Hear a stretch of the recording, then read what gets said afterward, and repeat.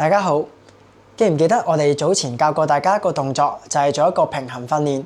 嗰陣時我哋拎住張凳，然後抬起我哋嘅單腳，最後我哋連嗰隻手咧都會慢慢咁拎起，做一個單腳支撐嘅動作。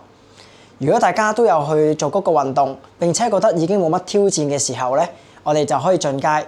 我哋今次就會用一個波去協助我哋去做一個更加進階嘅版本。開始嘅時候，我會揾一面牆去做支撐。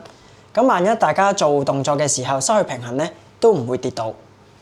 做嘅時候，我哋升高一隻腳，然後咧，我哋將嗰個波放喺我哋身體前面啦，慢慢咁帶動到身體嘅後邊，翻嚟，唔需要太急嘅，最緊要保持平衡。做到咁上下，我哋亦都可以將個波調翻轉。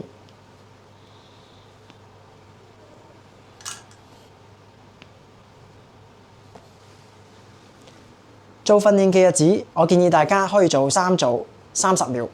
咁我哋每一組之間休息大概分半鐘嘅時間。呢個動作相對困難，適合一啲有基礎平衡能力嘅長者去做。咁我建議每星期可以訓練2至3次，咁每次就係做3組30秒。咁如果大家會覺得好攰，又或者有唔舒服嘅話，就要即刻停低運動，並且尋求相熟嘅治療師協助啦。感謝觀看，記得點讚關注我。